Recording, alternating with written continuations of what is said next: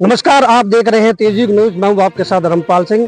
बुधवार को करीबन 9 बजे गढ़मुक्तेश्वर क्षेत्र में कहें तो पूरे यूपी में एक भारी तूफान आया था, जो मौसम भी काला हो गया था और बड़ी झमझम तरीके से बारिश पड़ी थी। उसी बीच में उस आंधी में काफी खंभे टूटे हैं, पेड़ उखड़े हैं और काफी क्षतिग्रस्त हुआ है और काफी नुकसान लोगों का हुआ है। उसी चीज को लेकर आज ये ग्राम शाहपुर है, जहां आंचल भट्टा के आसपास में ये 11,000 की लाइन टूटी पड़ी है। लगभग 3 दिन से लगातार ये लाइन टूटी पड़ी है, खंभे गिरे पड़े हैं और रोड पर आवागमन लगातार इस पर बना हुआ है। उसके बावजूद भी शासन प्रशासन को उसकी सूचना देने के बाद भी अभी तक भी किसी प्रकार की कार्रवाई इस पर नहीं हुई है। ना ही किसी प्रकार ये खंभे हटाए गए हैं और ना ही ये लाइन काटी गई है। यहाँ देखा जाए तो ये लाइन काफी ग्रामीण क्षेत्र को जोड़ती है, जिससे ट्वेल पानी वगैरह खेतों को दिया जाता है। उससे भी जो ग्रामीण है, जो कृषि करते हैं, वो भी परेशान है और लगातार ये रास्ता बंद हुआ है। कल एसडीओ या एक्शन को भी कॉल करी गई है, शासन प्रशासन को उसकी पूरी जानकारी है, लेकिन लगातार 3 दिन से ये इसी तरीके से खंभे पड़े हुए हैं और इन्हें किसी भी प्रशासन ने या एसडीओ ने, एक्शन ने, बिजली विभाग ने सुध तक नहीं ली है। इसी बात को लेकर आज यहाँ जो क्षेत्र के ग्रामीण क्षेत्र के लोग हैं, जो इस चीज को लेकर परेशान है और रास्ता अवरोधक होने की वजह से यहाँ इकट्ठे हुए हैं, इनसे बात करेंगे। तो ये सब ग्रामीण लोग हैं इकट्ठे हुए, इनसे बात करेंगे आखिर क्या क्या परेशानी इन लोगों को इन तारों से हो रही है। क्या नाम है आपका? मेरा नाम है जी नवदीप सिंह।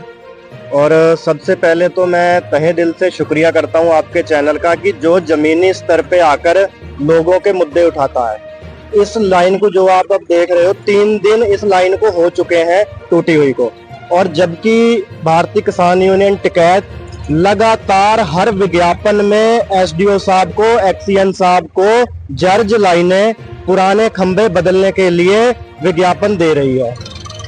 जमीनी स्तर पे बिल्कुल जीरो है। लाइट की इतनी बुरी स्थिति हो चुकी है खादरपुरे में कि फसलों को पानी लगाने के लिए, घर में टंकी भरने के लिए भी फोन करना पड़ रहा है इनको। ऊपर से अगर जब बिजली घर में फोन करते हैं, इनकी अभद्रता, फोन पे जिस तरीके की इनकी भाषावली है, बिल्कुल निंदनीय है।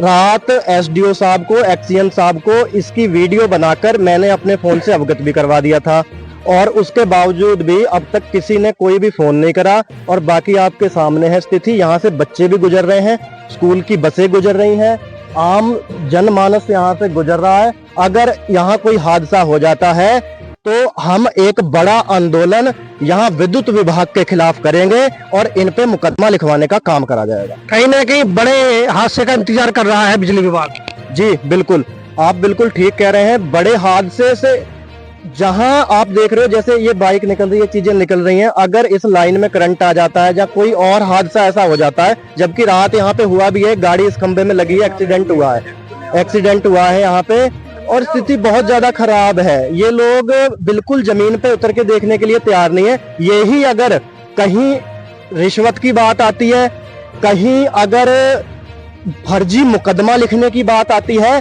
तो हमारा विद्युत विभाग इतना भ्रष्ट है, ये सुबह के 4 बजे भी लोगों के दीवार कूदकर, उसके अंदर घुसकर और फर्जी मुठभेड़ करने के लिए अपना कार्य पूरा करता है। और इन चीजों को ये बिल्कुल आंखें मूंद के शतरमुर्ग की तरह जमीन सर में दबा के बैठे हुए। कितने दिन से लाइन कटी हुई है? ये पत्रकार साहब 3 दिन से लाइन टूटी हुई है, पूरे 3 दिन से। और लगातार हमारे बीच में मौजूद है भट्टा स्वामी भी, जो अचल भट्टे से हैं, और बाबूजी आइए। और इन्होंने लगातार एसडीओ साहब को भी बताया, एक्सीएन साहब को भी बताया, जई साहब को भी बताया, पर कार्रवाई कुछ नहीं हुई। कहीं ना कहीं शासन प्रशासन की, विद्युत विभाग की लापरवाही है। ये 3 दिन से लगातार, बुधवार को आंधी 9 बजे आई थी और ये उसी आंधी के वजह से खंभे टूट गए। उसके बावजूद भी ये लाइन हटाई नहीं गई है, ना ही काटी गई है, और कहाँ भी ग्रामीणों को इसकी दिक्कत भी का सामना करना पड़ेगा। तो कब से इसे जी लगभग हो गए 3 दिन।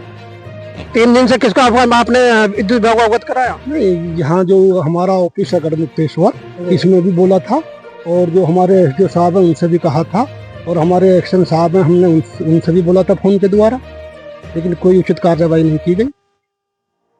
अब देखने में यह है कि 3 दिन से लगातार ये लाइनें टूटी पड़ी हैं, रोड पे पड़ी हैं, रोड अवरोधक भी हो रहा है, लेकिन उसके बाद अवगत कराने के बाद विद्युत विभाग को अभी तक भी किसी प्रकार की, विद्युत विभाग द्वारा इन खंभों को लेकर, इन तारों को लेकर, लाइट को लेकर, जो ग्रामीण क्षेत्र में ये लाइट जा रही है, जिससे लोगों को ट्यूबवेलें चलती हैं, कृषि का पानी मिलता है, फसलें सूखी हुई हैं, वो सब कुछ इनको जो झेलना पड़ रहा है ग्रामीणों को, लेकिन विद्युत विभाग किसी भी प्रकार से सुनने को तैयार नहीं है।